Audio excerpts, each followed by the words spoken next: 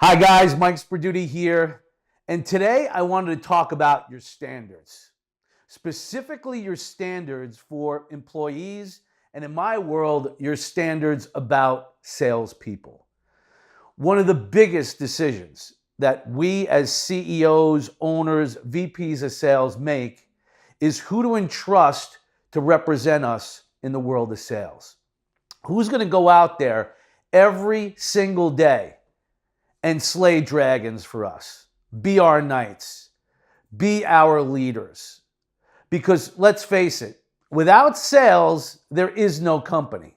Without sales, there is no jobs. Without sales, there is no money. It is the single most important job that you need to hire when you are commercializing a product or service. Absolutely paramount that you get the right people. And let's face it also, these people are tough to find, right? Folks who can take a 7-digit phone number with absolutely no relationship, go on the phone, go up through the satellite, go into the medical facility, get to the receptionist, get to the voice-activated transfer, go shoot over to the floor, get to the right decision maker, grab their attention on the phone, deal with voicemail, and deliver consistent day in and day out results. That's a magician. That's a superhero. Those are the rock stars that we need. Because without that level of commitment and without that level of skill, you're out of business. And there's a lot of people that call themselves inside salespeople. There's a lot of people that wear the title business development. Easy title, folks. But let's face it, probably less than 10% are really good at what they do. So we need to focus in on hiring that 10% or nurturing that 10% talent up through the ranks. And so what I focus in on is this, your standards. Knowing specifically and breaking down your job on exactly what they need to do and when they need to do it and how do they do it. And once you have that model, then you can look for the specific skills, behaviors, work history that that person needs in order to do their job.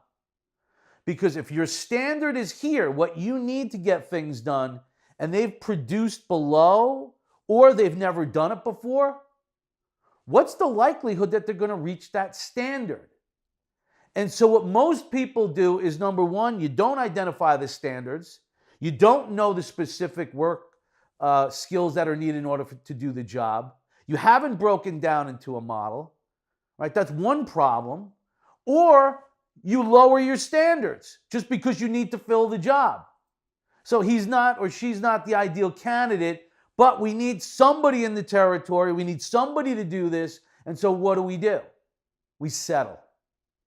And so when we settle, right, makes us feel good. We filled our quota of hiring people. And for the first maybe 30 or 60 days when they're going through training, they're nice people. But guess what happens? 90, 120, 360 days later, you're miserable.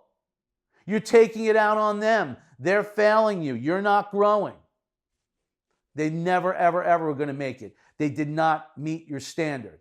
And it's when you lower your standard, it's when you get into trouble. So why do we settle? Why do we make those mistakes? I've made them in my career. Why are you making them in yours right now? It's because you don't have enough candidates. You don't have a big enough talent pool, right? You're going to have to kiss a lot of frogs to get your prince or princess in sales.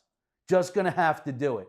So you're going to have to use recruiters. You're going to have to use online. You're going to have to use trade shows and every bit. LinkedIn. You have to bring in a world of people and get the best of the best. Because that's step one, is getting them the best in terms of the people. That's your number one priority, is get the material, the DNA, the human being that can execute. They have what's in them to get it done. Then you need to train them. Then you need to back them with technology. But it all starts with your standards. Who's going to wear your colors? And you know, one of the greatest things that I saw was an interview years ago with Derek Jeter. And Derek Jeter, for those of you who don't know, is one of the best baseball players ever to play the game. And this was his rookie season that I saw the interview, and it was him talking about the Yankee tradition. It was him talking about putting on the pinstripes of the Yankees and wearing that uniform of DiMaggio and Gehrig and Ruth, and the responsibility of wearing those colors. If your people have that type of engagement with your company, that they meet your standard and you meet their standard, then you'll do something special. Get going, get growing. We'll talk to you soon.